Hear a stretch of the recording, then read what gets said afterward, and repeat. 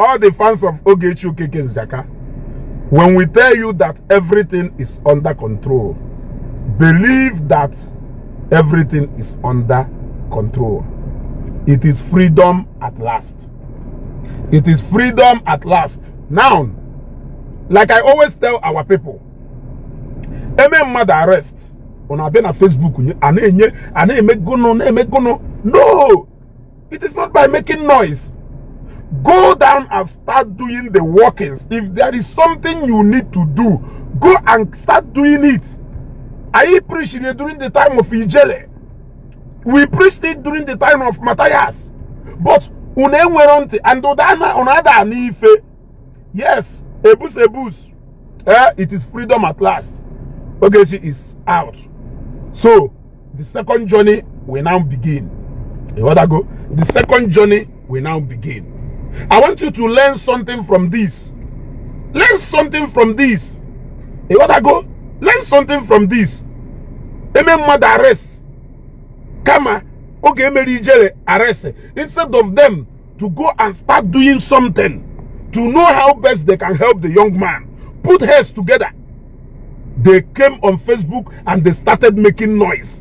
They started shouting up and down. Did you ever see us come to ask for sympathy? Did you ever see us crying? Did you ever see us lamenting on Facebook? We know that what has happened is inevitable. So when we come to talk about those people who understand what reality is all about, between us and you, who now understand what reality is all about? Because the reality is that as far as Nondo, Onyangonanga no you wanna. As far as Norondo, one day, if not today, tomorrow, or maybe never, police case is inevitable. So, Obulu name mother arrest. Why are people crying? Why are people crying? Okay, she will go to no major mother. Allow those people to cry their cry. Allow them to sort out with Ogechi the way they want to sort out with her. I'm not you. I'm not you. You people started spreading propaganda all around. Bro, where are those people? We are not going to brag about anything. We are not going to say we did this or we did that. But we are going to give glory to God. Learn something from this. Yes. Learn something from this. When you don't see Ezugo coming on Facebook to come and lament, I told you, I will never for one day condemn those people who arrested Ogechi. In fact, I am going to commend them. I am going to commend them in a special way for proving to us once more that if you fail to agree with somebody, involve the police, so that tomorrow, if there is a subsequent arrest tomorrow, we can all be on the same page and know that even if Ogechi is arrested again tomorrow, we are still not going to cry. We will still do the best we can to do what? To sort out the problem. The problem is what you should concentrate in sorting out and not coming on Facebook. So they were shocked to see that we did not come on Facebook to start lamenting. They were waiting for us to come on Facebook. Intimidation. When they did not see us doing so, they were so shocked. Why are these guys so confident? Why are these guys not talking? Why are these guys just assuring their people that things are okay? Which is what I expected them to do when Ijere was arrested. Mobilize your people and tell them that there is no cause for alarm. Tell your people to come down. Get down to work and start doing something. Now, have you people seen how things are being done? We are not here to brag. As a matter of fact, there is nothing to brag about here. Thanks to everybody. And let me tell you one thing again. You may not like Ogechi. I understand that you may not like Ogechi. But there is one expo I am going to give you. Try as much as possible in your business field, in your academic areas, in whatever you do in this life, to build the kind of family Ogechi Nwelu on Facebook. I have confirmed once more Ogechi no wakarisia wanyi. No whether no Ogechi ejerunga or no Ogechi ejehunga, the kind of love people show, people who fans Ogechi show Ogechi is massive. I mean, that is enough to encourage somebody to be strong wherever the person is. Yes, I am not trying to over exaggerate or blow something out of proportion, but I am telling you that the kind of love followers Ogechi, they almost want to run my battery down. Ezugo, is it money? What is that? Do we need? In fact, hey, is it money? Tell us if it is money.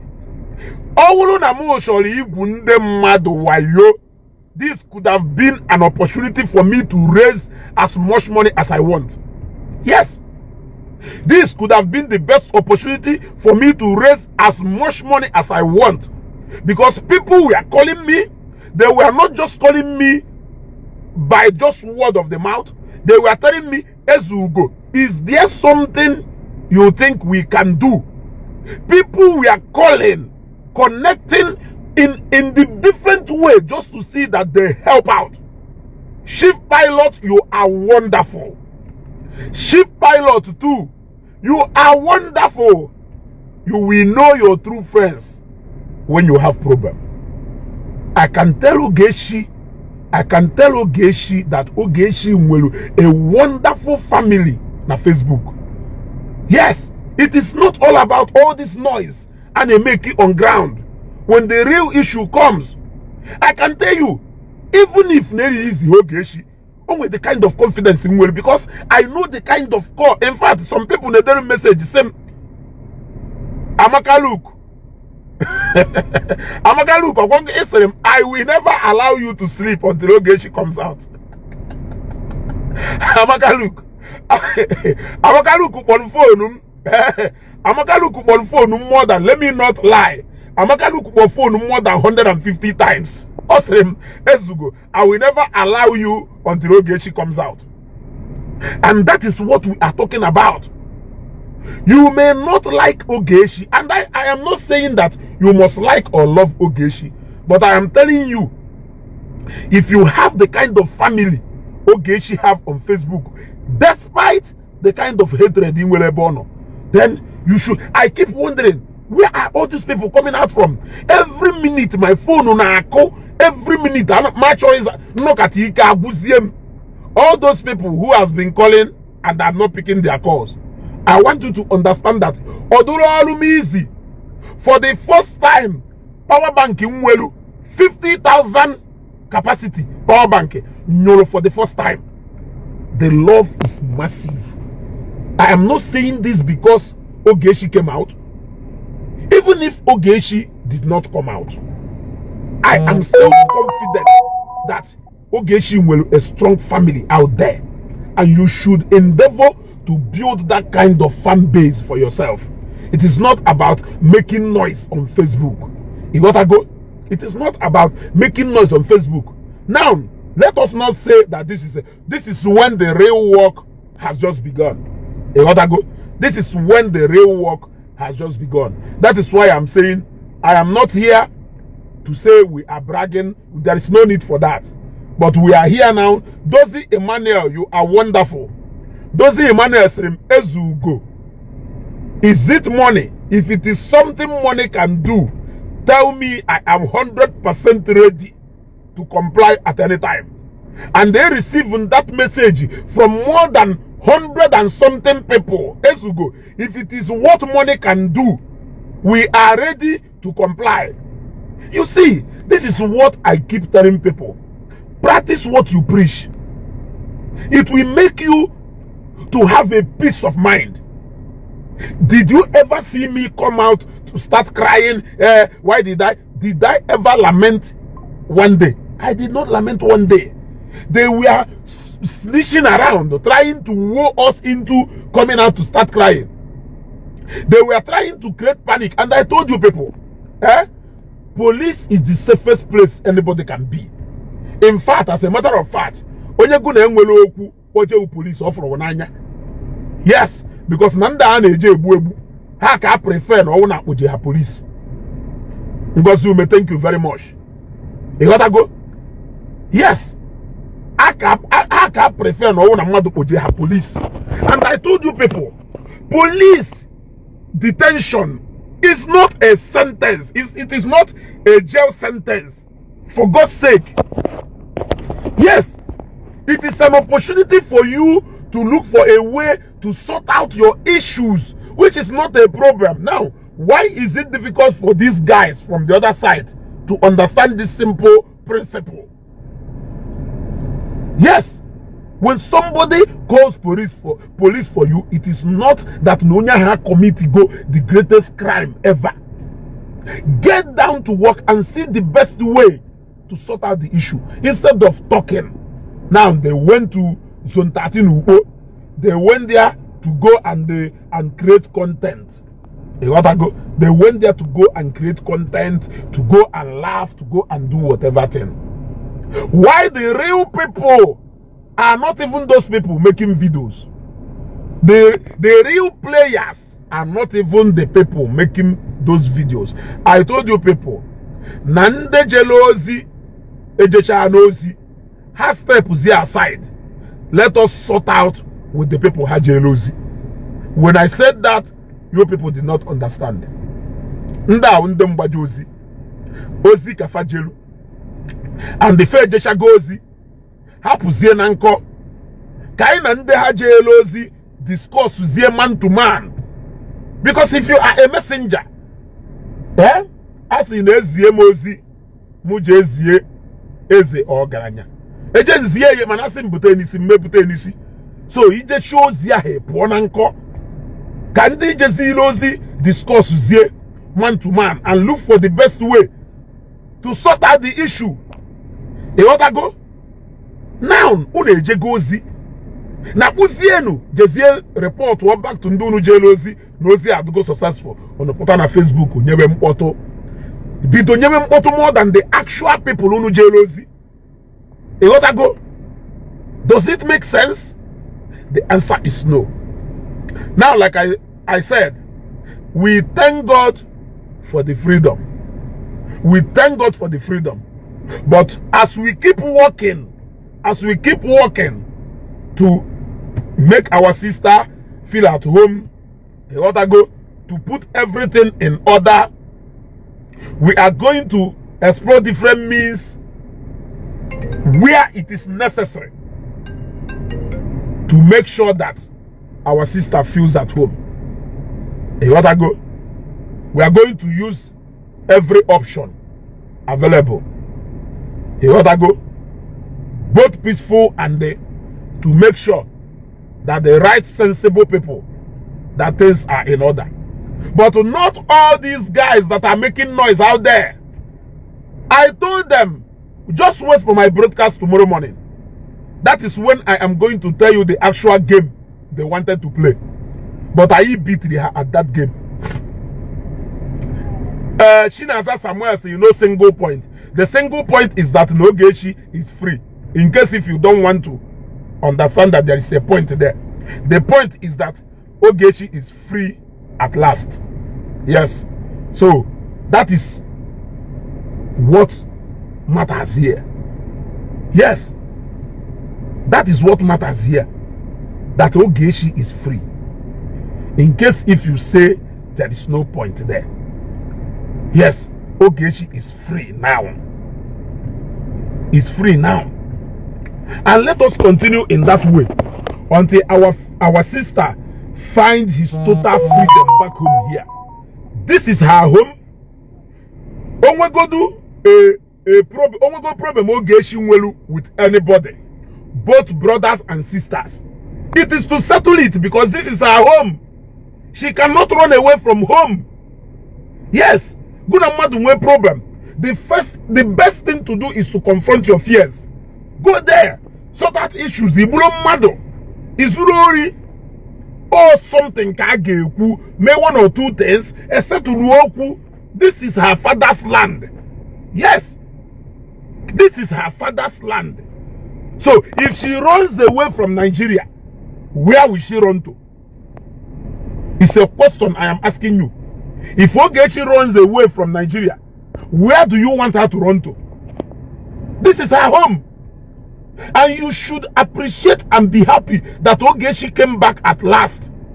If it is not for anything, you should know that she came back here. Oh no problem. Let it be sorted out. That should be your concern and your happiness. Yes, that should be your concern and happiness. That at least she came back. Let them settle it. Yes, that is what it is. From anything too difficult, no get your sister. Happy America, not Nigeria, it is time to settle that problem.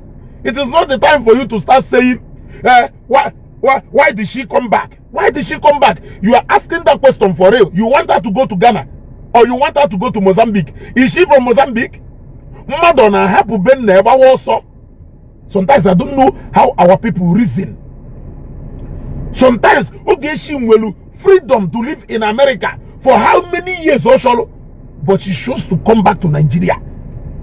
She chose to come back to Nigeria, her fatherland. You should be happy that finally she is back. Oh no, no problem. Oh, well, she's here to sort her problem out. But you don't want to be happy. Eh? Just like I said, there is nothing to brag about, but we give thanks to God Almighty. Because this is just the beginning. We are going to continue until we see that the total freedom is assured. We are going to continue until the total freedom is assured. I know a lot of people will not be happy, and I am not expecting you to be happy. But one thing I am telling you is that this place is home for Ogechi. There is no place Ogechi will feel more comfortable, not even in America, than here that is home for her. So I don't know why you are not happy that she came home. I don't know why you are not happy that she came home. You saw us rejoicing and feeling happy that we saw each other in a function. Why are you angry? Were you not expecting us to be happy now if we each other after a long time? I am asking you, were you not expecting us to jubilate for seeing each other? So when I see her, I should walk past. We should not enjoy. We should not have fun. We should not rejoice. Because of what? You enemy of progress. You amosu. Enata amosu. Anamajo ajujo. Enata amosu. Shinedo Koli, I can understand your pain, my brother. But I am telling you, it is a reality for you. It is a reality for you. You gotta go. Onyangonanga no you wanna ho. I keep saying it. I can never be against anybody who arrests Ogechi, even tomorrow again.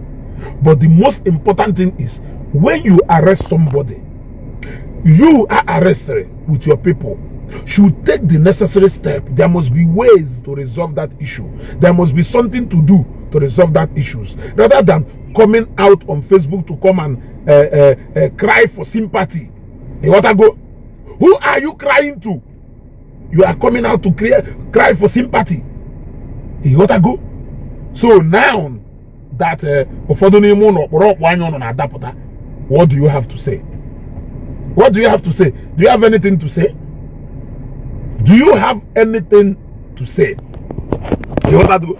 The real people who did things are not even talking. The real players are not even talking. Non demba jozi. No ne nyem poto na kunenu up and down. The real people who did the nya ndemeli fene na afio adade ekwoku no nde di lozi one ekwoku. Just like I told you people, there is nothing to brag about, and there is nothing to do whatever thing. We can only give God all the glory for perfecting the first step. Yes, from this first step, we are going to proceed, do everything possible, do everything needful to see that our sister find her place again in this place and our home. You gotta go.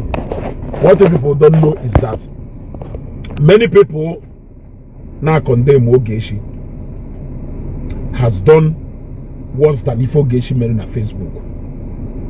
You gotta go. You gotta go. They have done worse.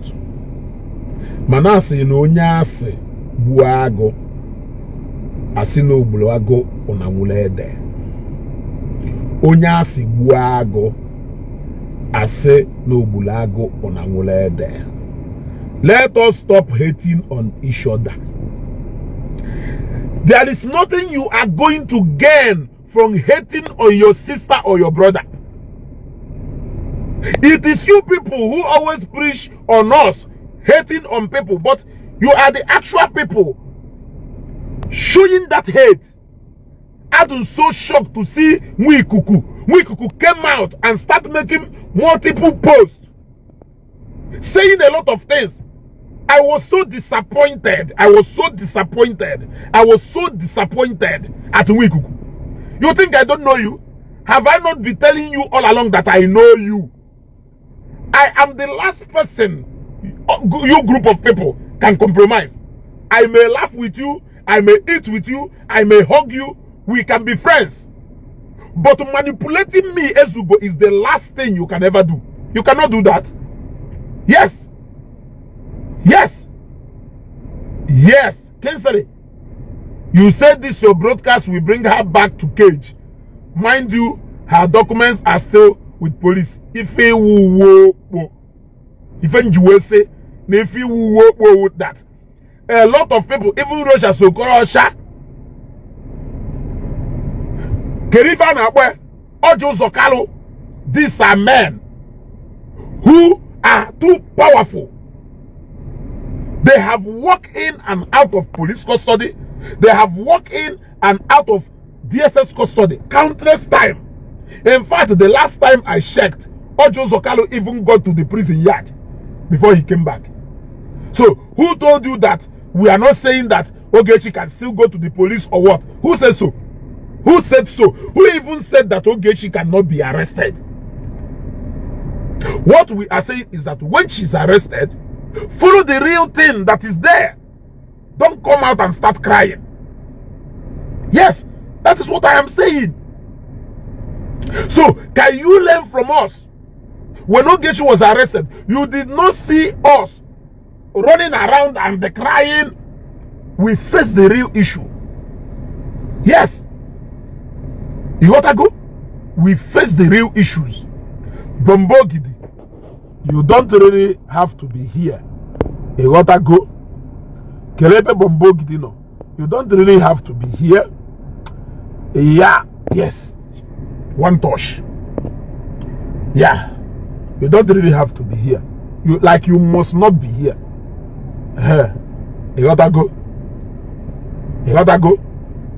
So you see, I know them. Even when they tell you, Ezugo, don't follow any side. You have to be neutral. Ezugo, do this. I know, because when they speak, look at somebody like Kelava, this woman, Obun's blog. Who always claim that she is a peaceful somebody. She's advising Ako. Ako, stop intimidating people with police. Stop saying you are going to arrest people. We are brothers. Blah blah blah. Look at your brothers, Bebioko and other people. It is a brotherly advice. We know who you are. If you like, go and hide yourself. Ni waja. Mwa wezu go ya be bonita jaho. Wo pota go sindo wifewo. Suddenly, you people started celebrating arrest. I thought arrest is not a good thing. Kudos to, what is his name? the likes of Dibia Konushe. I have never agreed with him in most cases. Yes. But always something I like even the madonna. Wish that neji ekwu. Like anima gwande mmadu. Onwere ife kpatalo mmejina who wolu Matthias. Carry a lot of people that are following him. Do you know why?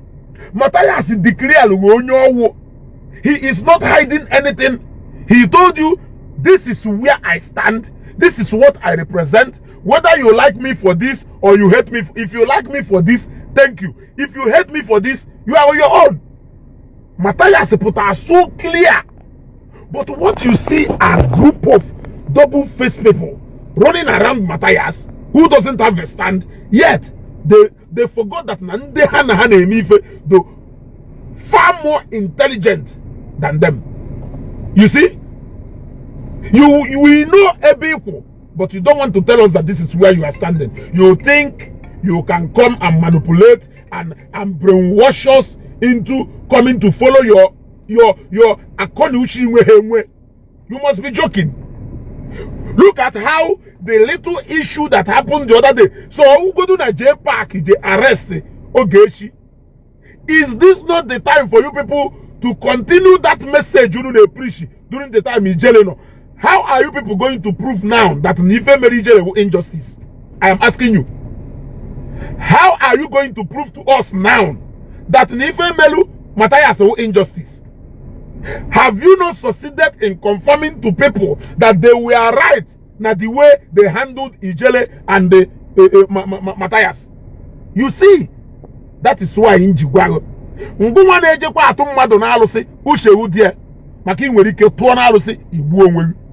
Because that same thing you are accusing somebody for, you are 100 times guilty of that same thing. Yes. Yes. Now, that same thing in a criticizing mother for, it is just that you don't have opportunity. If you see opportunity, you are number one opportunity is I am a reliant demo. I am a reliant demo.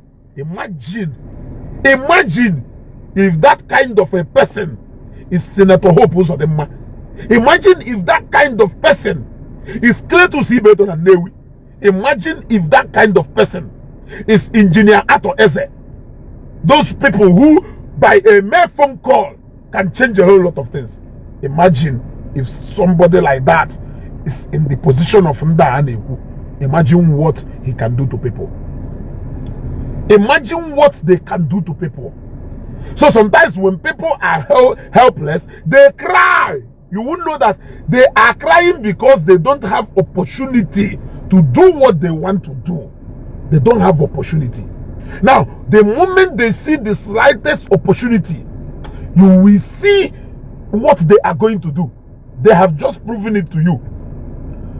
I told you, arrest is a right anybody can exercise in Nigeria here. Even me, Ezuko.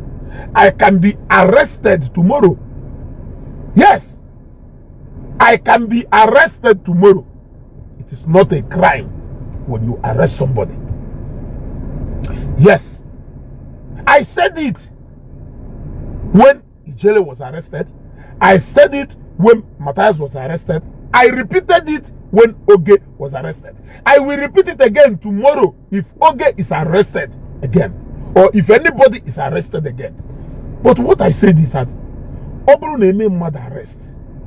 Can you stop crying and do what is needful? Do the needful. If there are things you need to do, I don't care what those things are, go and do it. When I see the people that are rejoicing over Ogechi's arrest, I cry. Look at Adamami Water. Look at Adamami Water coming to endorse J Park and Governor Ezioku for arresting Ogechi. It is a shame. I know all of you who are hypocrites here on Facebook. You can hide, but you can't hide for a long time. Real issues will always expose your emotion. You will pour it out. People will see you for who you are. You think we are the bad ones because when we say something, we stand. And people are mad that if we are black, we are black. If we are yellow, we are yellow. ina megale ka agwo. Ina megale ka agwo.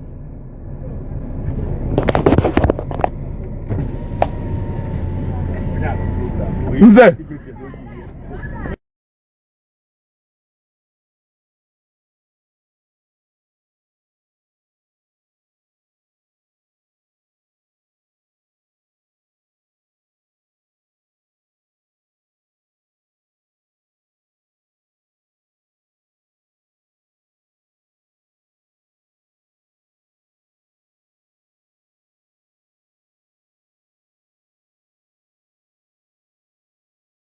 Again, he didn't come that I know, and he said, "Come that how did I'm a Sunday.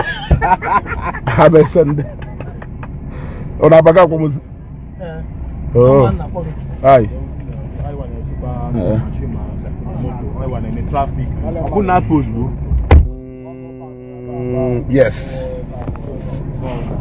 Especially in them, when you get better, go on na conversation.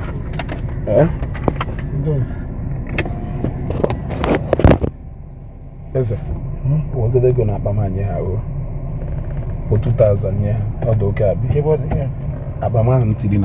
So you see, when I tell them that it is not by making noise, practice what you preach. Only few people in this life practice what they preach. Only few people in this life I know practice what they preach. It's your way. You may be provoked when I say that, but yet you know that what I am saying is the reality. You got to go? You cannot condemn something that you will do on your own time, then you will justify it when you do it. When you condemn something that it is bad, let it be bad, even if your own person do it. That is what makes you a principled somebody. And for that reason, I can give, what is his name? Dibia Konushe, a credit on all this. Yes, he was against when Ijele was arrested. He was against when Matthias was arrested. Okado against when Ogechi was arrested. Even when Ogechi Abulo, his favorite person. But because Nodo against Igbo arresting themselves, he is still arrest against, because Oka understand the fact that Ogechi won Igbo. Yes, or understand the fact that Ogechi won Igbo. You want to go? And that is what you call somebody being a man. Even if you don't like that person, but you appreciate the fact that that person is living the life he is preaching. Yes, that is why in won all this double face life on Facebook. I don't have time for it. You got to go. You can hate me, you can like me, but I don't care. I don't care. You got to go. How on earth can you tell me that you are against Igbo arresting each other? You are against people arresting Matthias. You do against people arresting Ijele. But you are jubilating when Ogechi was arrested. Who are you? I am asking you. Who are you?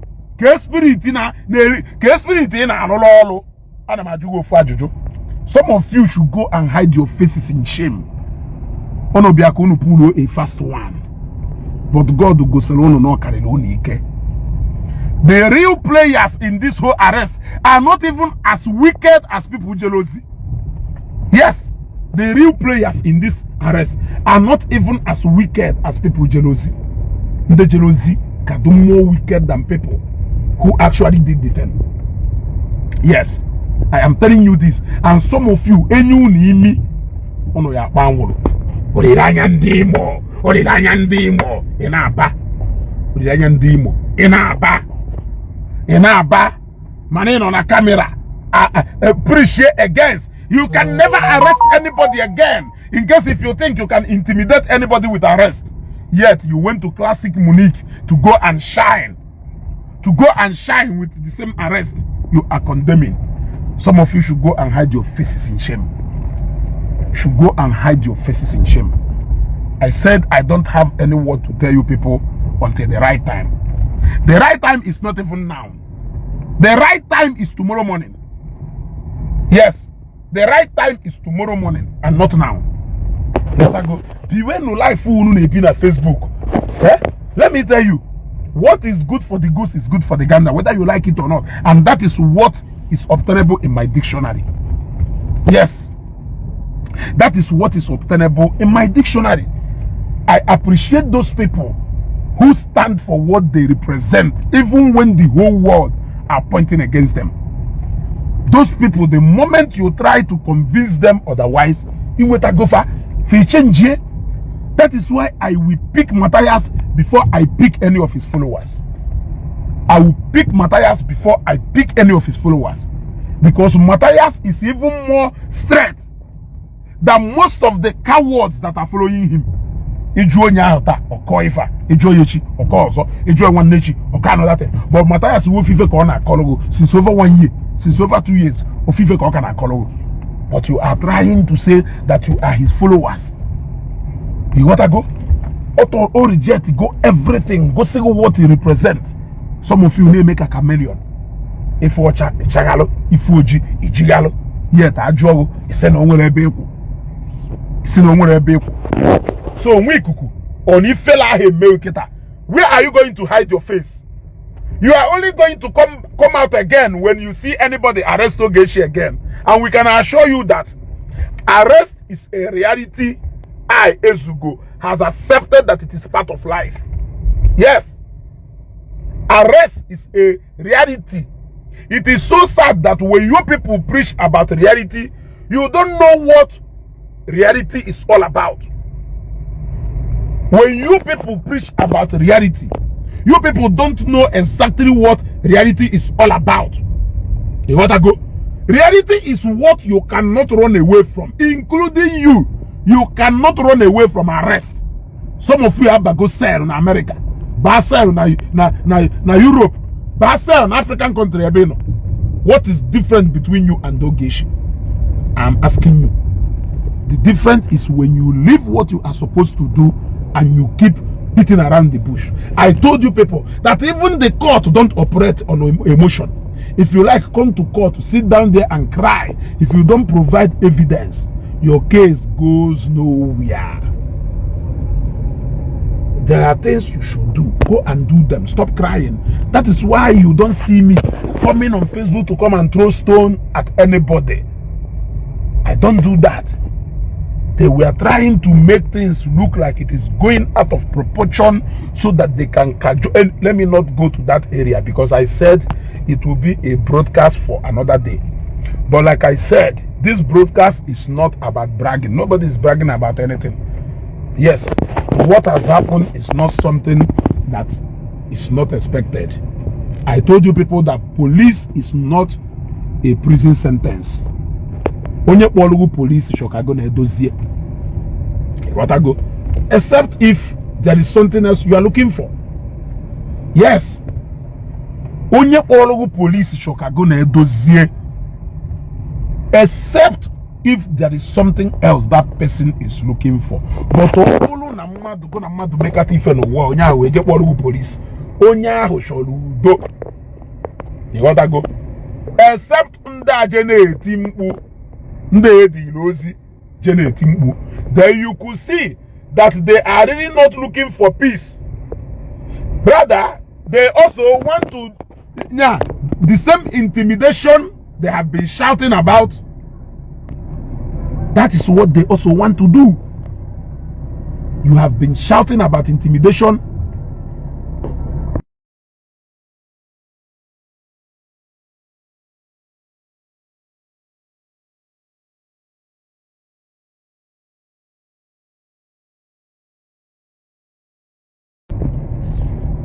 You see, the same thing they are condemning is the same thing they turn back to come and do.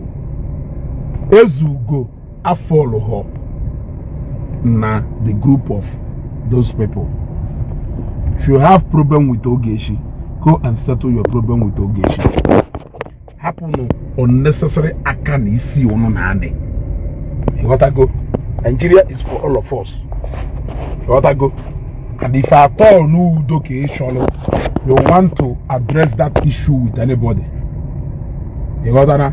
I told you people, when Matthias was arrested, aside bloggers talking, which of course I am part of those bloggers talking, you did not see the actual people who arrested Matthias coming out to come and start talking nonsense. When Ijele was arrested, aside bloggers like me and you talking, you did not see any other people who are key players in that arrest talking. This is the only arrest I see people. In fact, this is the only arrest I even see people who claim to be the one arresting people coming on ground. What are you coming there to do? If not to come and make video so that Facebook will pay you. What are you coming there to do? Have you not given instruction to those people? Sit back home and allow them to go and do the job. Even when they did the job, you decided that now you will phone. They were in a police station. They were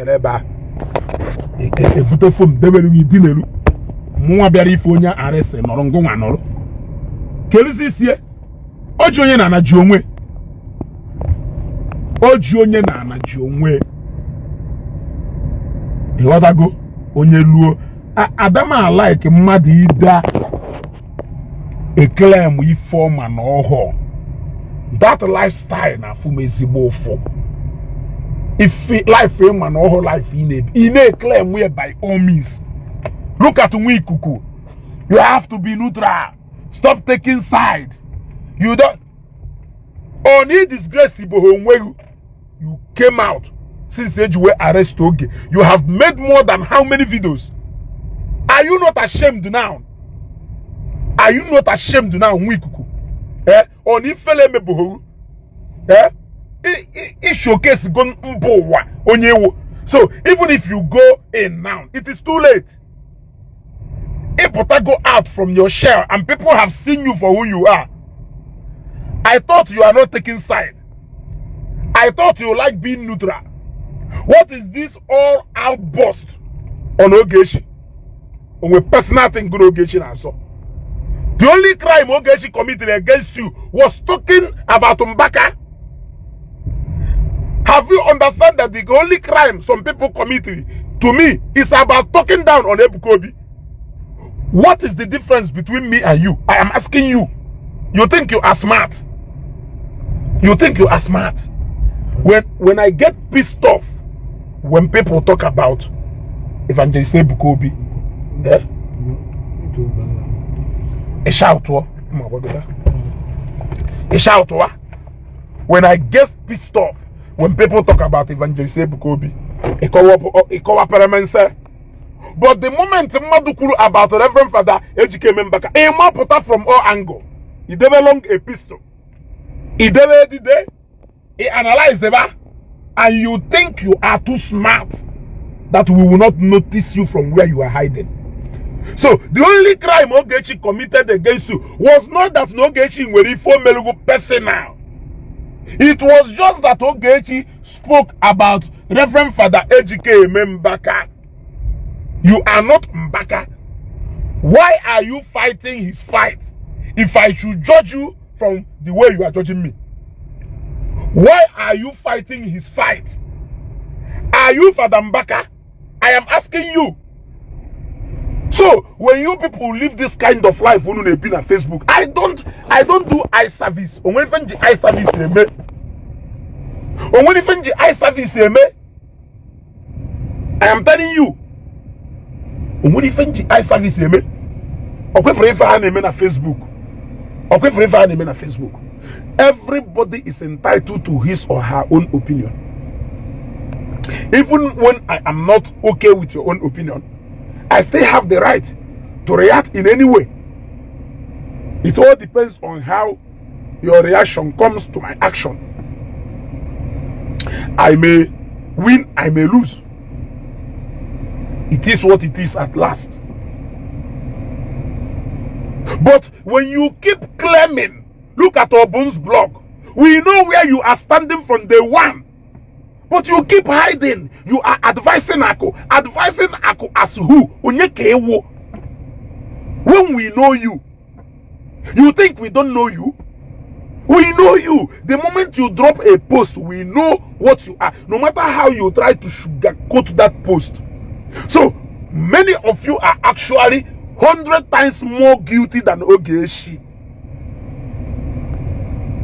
Yes. There are so many things that people said about Senator Ifeanyi I can release to you.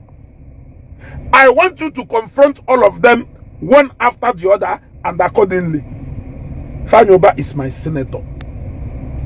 As a matter of fact, I have said it in a program and people thought I was lying. That my first son, I am going to name him after Senator Patrick Ifeanyi. One of his name, it is a personal love I have for him. You gotta go. It is the kind of love I have for him. Yes. So you can't claim to love him more than people like us, because I know you don't even love him. It is because of Ogechi. You don't love him. Show me what you have done to show us that you love him. I want you to show me. Show me one single thing that you have done to show us that you love him. You people should stop living this kind of life. All of you came out all of a sudden. You became the iwolo fuaka ko e wapota eba ko kele onye na ako. Let us stop all this. Eh? Let us stop all this. Yes, ship pilot. We have to stop dragging people, of course. Nobody is even in support of dragging people. But let that message go round simultaneously. Yes. Let this message go round to different bloggers, web pages. I don't think it should be restricted to some certain people. You want to go? I don't think it should be restricted to some certain people. I said my slogan in this life is, do unto others the way you will want others to do unto you. The moment you insult someone else's father and mother, it means to where that person is, you don't have regard for your own. Because he insult one pen or insult one paro na maro. The moment you insult somebody's husband or wife, it means you have made your own vulnerable to insult. So if you are cool insulting another person's father, mother, wife or husband, you should be cool also when other people do the same to you. It is so painful that you will insult somebody's father. When the person insults your own mother, you get upset. That is the only thing I see being the issue here on Facebook. What you support here, because this person is your favorite person, you will condemn there because that person is not your own kind of person. So, how are we going to get better? Speed Darrington just said a whole lot of things about Burna Boy. I came out to condemn it. A lot of people came after me. Now you that came after me because I was talking or I was advising Speed Darrington, what justification do you have to be against Oge? I am asking you a question. Can you for once sit down and reflect on this message in the new? Forget about that hyping. Let's forget about the arrest for now. Let's talk about the real issue, because anybody can be arrested. Even the other time, police summoned a House of Rep member, Alex, and he answered. You want to go? Police now summon a minister, and the minister will answer. Sometimes they will be detained. So meaning if a minister can be detained, If a former governor can be detained, who are you that you cannot be detained? The only thing there is, after you are detained, are you ready to take the necessary steps? I don't care what that step is. I don't care what that step is. You gotta go. The wahala becomes when you are arrested, you will go and start crying, you start running. When Sahara reporters, you start running to Sahara reporters to start making posts. Sahara reporters make a post, you celebrate it. Another news platform make a post, you celebrate it. You even want to take it to CNN, you want to take it to Al Jazeera. That is the problem I have. That is the problem I have with you. Or email something. Mmadụ melugu. If you mere onye ọzọ, mmadụ emeghe. Ị na-aba. And that is why inji wee gwonu. I don't think no nwere nwa dibịa ha do 100. Ha do only 20% nwere justification. Ije before arụsịtụọ mmadụ. Because now the whole of other people, if I had je to mmadụ na alụsị, ha na encourage you in one way or the other. You see? So if we continue to live our life this way, how are we going to progress? Did you see me crying? I did not cry. Even if Ogechi end up in prison, you still go to prison with pride. That is it. What I go? Or Uruzie no Ogechi decided, onye sere no Ogechi jena yayo mbunya. I myself can never tell Ogechi what to do. If Ogechi chooses to say, okay, I want to beg, it is still her right to do so. I cannot for one day tell her, no, don't do that. I can never do that. Because it is her right to take that decision. So, unu choose to talk without anything. This life is simple. Except if you decide to make it hard on yourself. Ogechi must go to jail. I have to go and go, Mr. Jailer. Mr. Jailer, the Chief Justice of the Federation. In my case, 2,000 naira. Bagaliwe, shawonye ya bia bia logo. Case 2,000 naira. E bagaleva, shawonye ya bia bia logo. Ejim ego I name you some of you. Yeah? Hypocrisy here and there. Clapping for what they have condemned. Mwikuku, go and bury your face in shame. In I refer to Ezugo. I thought you were actually going to come out to condemn the arrest. But you did not do that anyway.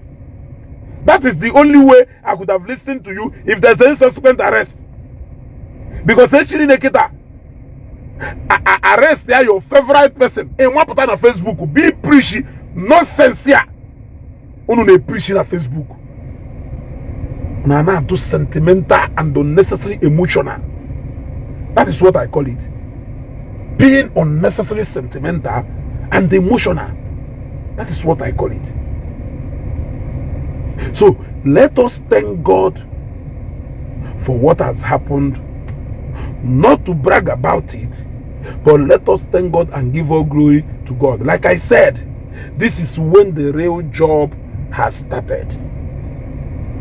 We are going to work and ensure that if there is something that needs to be sorted out, it will be sorted out.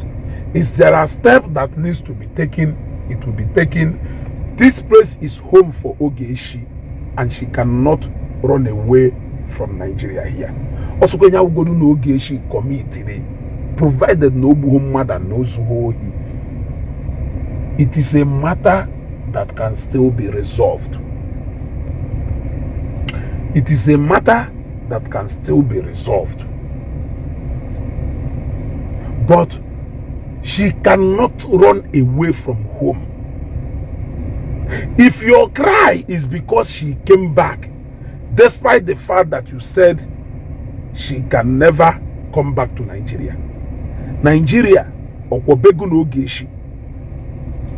Iwu onye Nigeria, Ogechi wuru onye Cote d'Ivoire. So only onye Nigeria, Ogechi wuru onye Nigeria. What will be your joy? No one and one new wine or outside or not how Nigeria. Iye bisha na Nigeria nake. Okay, look at now. Mba Ogechi bia newi, I ne wangre, onye ona ne jubilate. E no onwere ike no na newi na Abuja. You cannot be everywhere at the same time. Nigeria is too big to accommodate everybody. Yes. Nigeria is too big to accommodate everybody. Yet you want your sister to stay in America and not to come back home. You are even bragging about it. When she came back, you saw it as a threat that she came back. When you see us rejoicing that she came back, you became unhappy.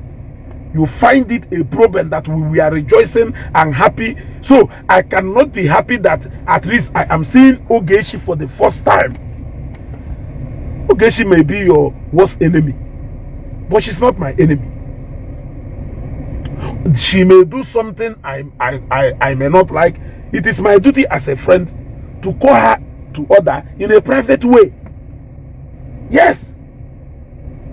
As my friend, you don't expect me to come to Facebook to come and start talking the way you are talking because you are not a friend. So, okay, no more way for na mo lo chasarolo and suppose relo as a friend. Nebo no. Nyamwa ro chasanga o suppose relo as a friend. Nebe no. Jududul oswemwe hono. Ifelo o eme uketa. Are you not ashamed? You don't want peace. Gunu mezie? Ha! Fortunate ebushele ezigbo mmado. I greet you, sir. Eh? You don't want peace. Gunu mezie? We talk go ga no gbagalaga he cholo. Gunu ki imezie gunu. Eh? Gunu ki imelu. Ifelo o eme uketa. Are you not ashamed now? Eh? If you na ina enwe angri na Ogechi batara iwe kedu if iwe na ewe obe ka no. Ebe ano ube enwe agu, that compound, is it your compound? Okwa ahụ Ogechi na-eri ongu sirie mmanya ahụ na aṅụ ongu gotaria kedu ife na-enweghị iwe nnewi ahụ nọ ongu nwe. What is your problem? Nwa agụ siri olili si onye ọ na-abịa rie anyị na-eri na-enwela aṅụle. What is your cry? Nigeria ongu nwe. Go no Ogechi nwe problem, go and sort it out with her. Stop all this. You cannot come back to Nigeria. You cannot come back to Nigeria. That is the height of it. Yet when people do some kind of things, you come out to come and condemn it. What can you tell me the moral standing in Weru after laughing at Ogechi to come out tomorrow to preach against anybody arrested? I thought you people are preaching peace. Ezugo, you need to use your platform to promote peace. Ezugo, you don't have to be biased. You have to be neutral. You have to be this. You have once ikusigonu makwukwo on how to be neutral. Yes. Ikusigonu makwukwo on how to be neutral. I have learned from people like Nwikuku and Obon's blog how to be neutral. I have learned from JPAC and the governor Ezioku on how not to intimidate people. I have learned from these people how to promote peace among brothers and sisters. Yes. I have learned from them a lot of things. I have also learned from them what being a true Christian is all about. They have shown me and I have seen. Yes. They are now showing me what being a true and a real Christian is all about. How a Christian should conduct themselves, how best to be neutral and not to take sides, how to promote peace, how not to encourage intimidation, how Igbos should not be using police to harass each other. I have learned it all from you people. so that tomorrow you will not bring that preaching to my page. Some of you are actually more wicked than the devil. It's just that you don't have power to execute just like him. But we know if you ever see half of the power, you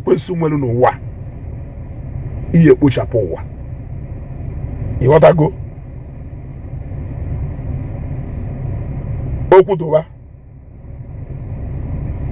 Okudowa, dokwu abronni.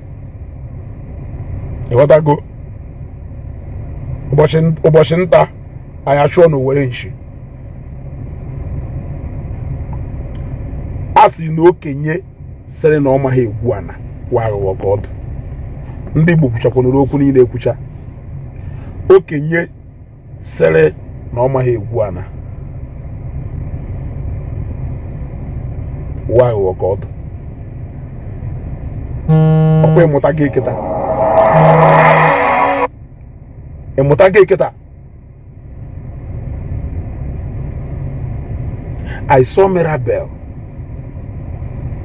who came to my inbox and started threatening me, saying all manner of things, coming out to talk about Ifemadu Kurumake.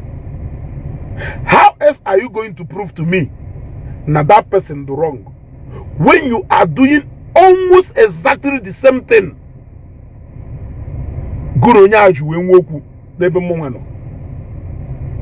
You said anywhere you see me, Ezugo, run.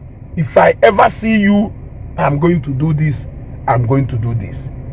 Finally, if Ezugo, wherefore na afu dimba, afu go give me. Iwe fufu na nwoke that dimba ka nwoke. No fu mbia ka mmadu ana. Okwe ifuru ya. Ewe ma no egbo onu ka na agba. E wata go.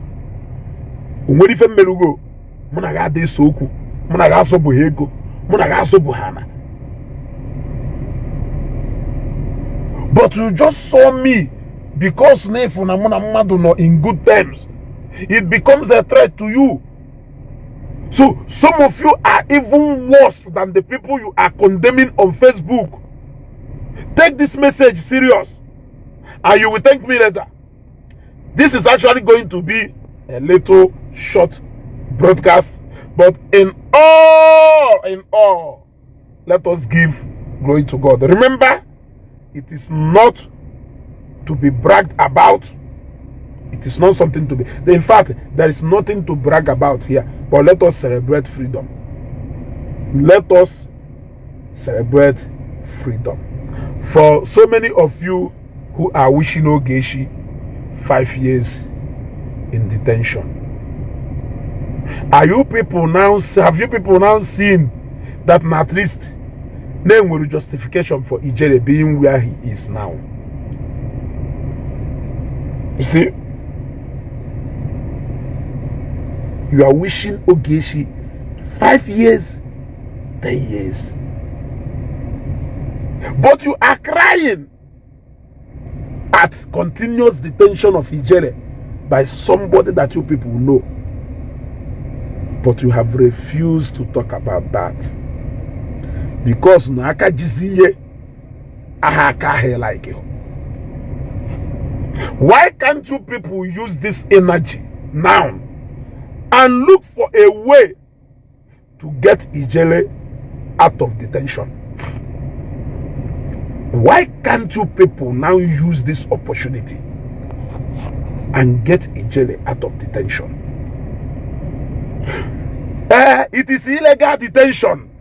It is defamation. Defamation is a civil matter. You are not supposed to stay in police station for after 48 hours. Blah, blah, blah, blah, blah. What is different from that same defamation and the one Ogechi on it? Have you seen? Ijele is your favorite. Ogechi is the one you hate. So that injustice you have seen in the case of Ijele, Ogechi deserve it 100%. So how are you going to push your message? How are you going to push your message? Okay, Bishop Akwoba, I think you have overstayed your welcome on my platform. Piam, off you go. Come back with another account. You gotta go. You can come back with another account. You see? Why are they holding Ijele? They are intimidating Ijele. I told you people, stop telling me to live the life of a true Christian.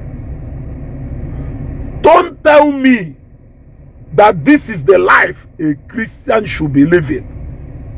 Live that life. Let me see and emulate and learn from you. It is very simple. And it is just a little test, and all of you have failed woefully. You have shown your real colors. You have shown who you are. Go and check all those people who preach against the arrest of Matthias. All of them are celebrating and endorsing the arrest of Ogechi. Look at Adamami Water. Mba arrest Matthias na Kelafa ya Ijere.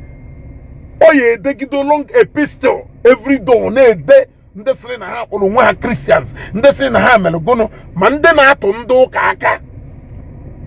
Unu emebekwuo n'ife ahụ unu sire ndị ụka na-eme. Ife na chọọchị agbasana. Onye na-emechi onwe ya akwụkwọ pas ya.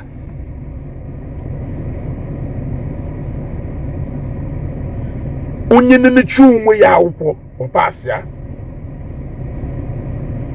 Ịghọtago? Mana ụwa mechachara ife dat na ịbata na họọlụ. Ụfọdụ lekshọra kụziri ya akwụkwọ ya invigilate exam idelu. Ịghọtago? Ụfọdụ lekshọra ahụ kụziri ya akwụkwọ. Okay, hush cook, you are off. Piam, off you go. Off you go. So you people should continue. Either hack yes, either a piango blocking immediately.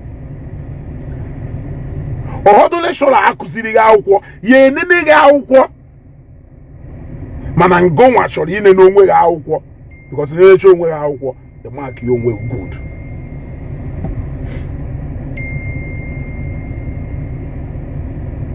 Okay.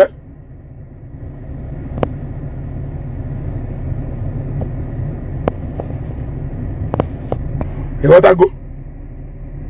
So have you seen? For as long as they are preaching, then this is now a test for them, and they failed woefully. They all showed their real and true color. So now, how else are they going to show us that the continuous detention of Ijele is a wrong act when they are wishing Ogechi the same? I am asking you a question.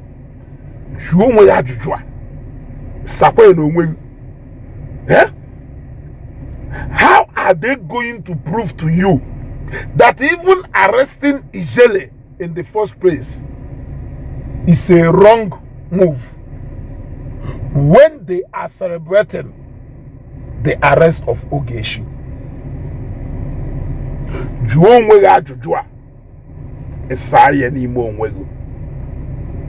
I am going to leave this broadcast here, but I must thank all the fans of Ogechi and you as a content creator. I am going to advise you in whatever you do, build a fan base like Ogechi Okeke Njaka. She may not be your favorite, but the kind of family Onwelu is the type you will love to have. I was shocked. People were crying. Ezugo Geshi, Ezugo Geshi, no be cho. I said it. Oh, one amount should use opportunity away go from people. I can do that. Because people do willing to even bring out money. People do willing to say, what will it take, Ezugo? Is it money? People were making contact even when nobody asked them to. People were connected. Oh my God. Hey! I'm a content creator. Mwelu, the kind of fan base Ogechi Mwelu. Learn something from this one, oh. No be sure. Nda will phone now. What this phone? They charge you multiple times. Power bank and run or down. Hey! Okuno deva. Learn something from this as a content creator. Build the kind of family Ogechi Nwelu on Facebook. Ogechi Nwelu, a wonderful family. Afronya. People were looking for my contact everywhere, calling me Ezugo. Hey, Ima Bane, Malahola, phone, man, vibrating, ring. What is this? People were failing to eat. One woman on one. So Nandemeji Hegwegu na Facebook. She cried, and yeah, not two of them. I was heartbroken. I was heartbroken. That is why I said I learned from a man I respect so much that in a way you will not benefit from a punya who's. In other words, Onya way pass ya 60% or 70%. No onye the share exam way 60% or even 50. Onya pass it. So you will eba ho na emete. You will pia wo eba ho he mete. Kama avoid the from eba ho he mete. Ki we little from eba ho si mete. Or his ponine can be. But I learned it from a wise man. So I must go me for some magwal. But one thing I can tell you is that build the kind of family Ogechi have on Facebook, and I can assure you, forget about every other thing. Onya amahogodo measure omalo. Onye do 100% perfect. Facebook e fly no. Onya ade eku. Ana me eku ina eku onye ona na eku. E what I go? Okari here to have. So I don't see the reason why the hatred will be that much. Are you not shocked that even with all your hatred, there are still hundreds of people, thousands of people who love her? Is it not time for you to ask yourself a question? People were coming to Igbo against Bushi. I know you called several times. Pardon me, my brother. I lost my voice. The call was too much. In fact, I avoided. In fact, in case you will not rest. I will continue calling you until Ogechi is out. And she did it. She fulfilled that promise. She indeed continued calling. And that man time we born. So you can see that indeed she's not sleeping. She's not sleeping. So why can't you learn something from this? Build a family in a Facebook. Don't just come to Facebook to create trouble. Build a family. Because that young lady indeed built to go a huge family in a Facebook. And whether you like her or you hate her, I don't think it really counts here. I also learned from the same man I'm telling you about, words of wisdom. It's a woku se fonkaye jidozi. You want to go? Judo Okeke. Hey, Judo Okeke. Oh, thank you very much. Ezugo, send me your account number. I want to send you 500k for dinner. Hey, ASAP. And they send the account number. Kelebono. I won't even waste time. I won't waste time.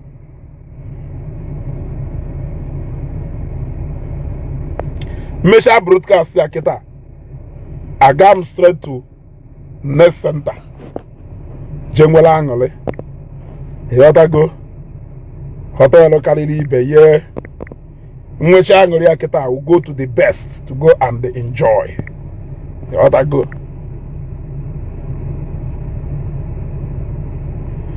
I will go to the best of the best in Anewi to go and enjoy. When you ask me, hotel oh the best of the best in Anewi, I will tell you that it is Nest Center Hotel.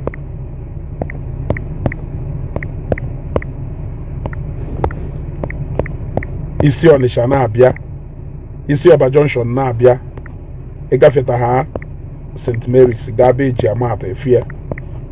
Isi traffic light na abia, Egafeta ha Obuneze bus stop efia. Njeba, okay. Jude Okeke, sent. Yeah, sent. Sent. Dalo hinde biko. Kanje mwala ngale na mumelo wa. Dalo hinde. Go. So, Awolo na meshe faketa ganda ne center jengwala ngale because indeed it calls for celebration. Remember what I told you. There's no need to brag and there is no need to do anything. We can only thank God. Let us thank God. But remember my advice. All on a Facebook, man, in the kind of family Ogechi on a Facebook, go away. I saw it. Even when Ogechi is not talking, even when she wasn't talking, what I go? In a troublemaker, but even when she wasn't making that trouble on Facebook, people name me see people were crying. The people who go from Ogechi. These are the people who can wake up and give you 1 million, and give you 2 million, and give you 3 million.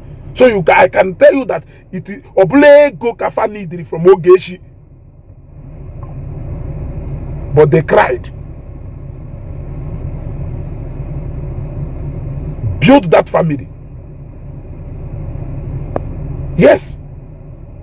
Build that family. Hey. Be your account number. Hey.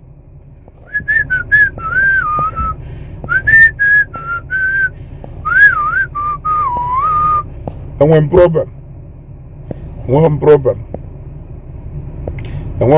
Because campaign warrior pinned one touch. Another guregu. Akupa the gunya here. Akupa the gunya here. What I go? Akupa the gunya here. So ndem isilegu Ogechi na agba. Aka si anwa ya agba. Oya agbalu na egbu. Go beloge.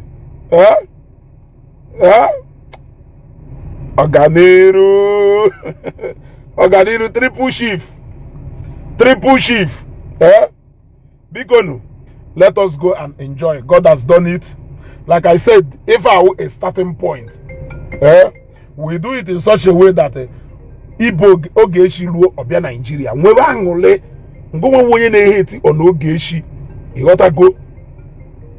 Hate is na Ogechi. You gotta go. Ogechi with your sister ko. Mwo ife joku nuke eme. Miriam.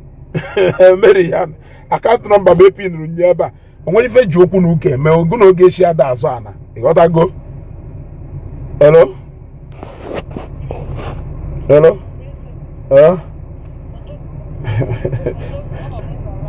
Yeah, I'm battering na run. Sit down. To avoid this shutting down, I want to just summarize and end the broadcast. Already shut down.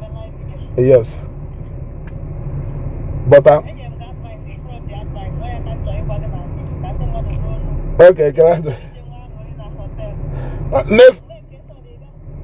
Because someone sack in a village. I love a Christmas. I can a village in that name. We don't go there. I can't number. If you can't want to say thank you, need to allow for this case, the discourse, okay? Yeah. Mba, dalo hinne. A lot of people, actually, a lot of people. Go ahead, him while again a phone because they're gonna comment for you. Say an answer, or if you have not speak, I keep a can get advice. This is dalo hinne. Oh, a lot of people tried. Thanks to Akuzayon, thanks to Mwagota, thanks to Mwagota Ifemutos, thanks to a lot of people. There are a lot of people that are even unknown. Some of them plead to be anonymous. Hi. They all intervened. I was shocked. I was shocked. I'm telling you. Don't worry, focus on your life. If you charge your phone, maybe tomorrow we'll talk.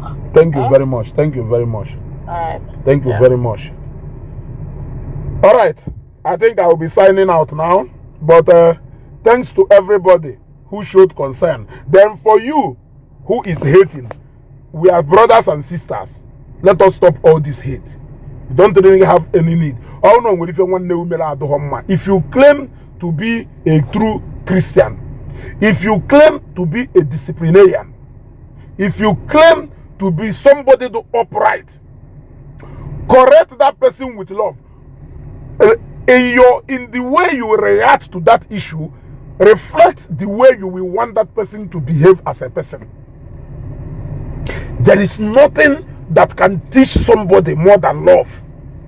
Nothing can teach somebody more than showing that person love. Giving that person advice out of love. People name that advice so easily. The moment they bear from the serious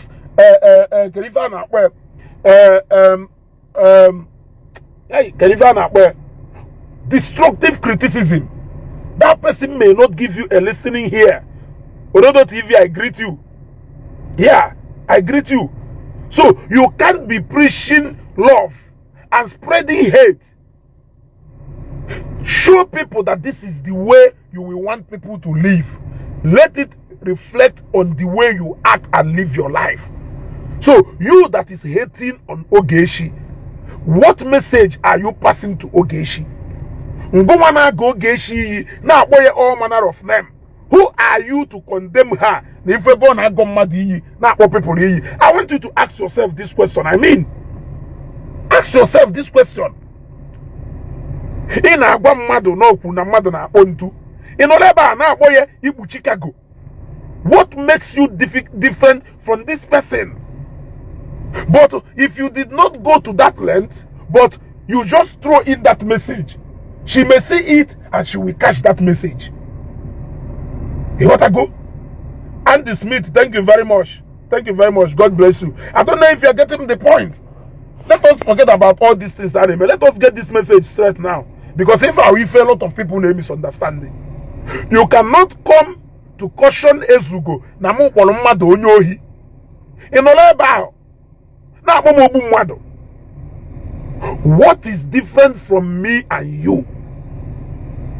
What is different from me and you? Because you are as guilty as I am. We are practically on the same page. You see? So I think I will reserve this the complete part of this broadcast for either this night or tomorrow morning. But let me thank the people like Akuzayon, Mwagota Ifya, Motos, and other people that plead to be anonymous, and people that I may not mention their names. In fact, for Onunasi to go, you try. I was even, for me, I didn't even see the much that I did. You see, I think there are people who almost did, and that is the reality. What I did was just the little I feel I can do for Oge. You want to go? If you want somebody to change, what you need to do is to show that person love. Show that person that language you want her to be speaking. The moment they confront Runya with that same language in a criticize on him, she will double it up. But when you approach that person with a different language from that one, that person will pipe low. As you know, Kwoma enwehosa. Okwoma enwehosa. And they too are goes wedo. But on I got he got to go. If one man do know he or Nyama. How much do you understand the name or you know you can say, God bless you. Brahman didn't with that patience and tolerance. He got to go. And that is it. We are going to talk again this night or tomorrow morning. Dalone hinne. Ndene bless him. Thank you very much, yo. But remember,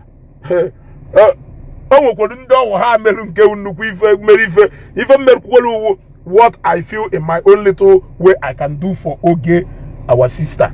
You gotta go. But nde melife no for yo. You gotta go. Both from any side. Oku dobagodu. Daru no hinne. Kobo star mala yimma. Kudoshiano. Umunnem. Kudoshiano. Ndi iwe na-ewe butu onu. Ndị iwe na-ewe butu onu. If I na-ekwu kudoshia, in peace and unity we can achieve a lot. When you face all this bickering and bickering, find a way to link up with Oge. Talk about issues with her. You should be happy that she is finally back home here. We are preaching for people. On eme mkusha na mma but oku donka. You gotta go and oku inspiration. No oku waja. I learned it from my very good friend. You gotta go. Oku inspiration call. You gotta go. Meet her. We are advising our people to come back home and invest. In our sinde mwele go hayeji invest no far away. Odromma now. Shake your drumma. So when you want away, Butwo, we are all one. Ogechi Igbo and then go on Igbo.